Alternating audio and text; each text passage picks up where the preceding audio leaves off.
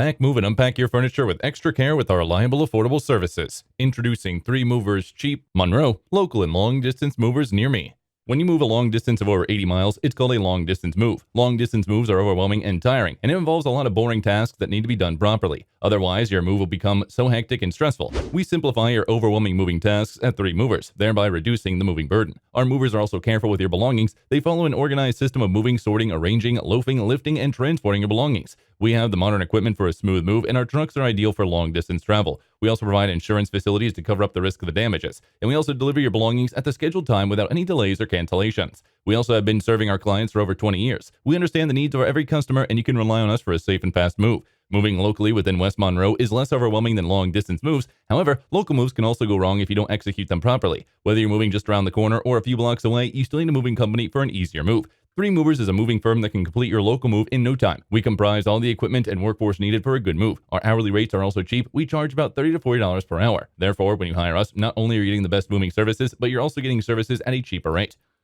In addition to local and long-distance moving, our Monroe moving business offers extra services from which to choose, which includes commercial moving, international moving, furniture moving, residential moving, military moving, as well as packing and carrying. So what are you waiting for? Request a free quote using our online request form.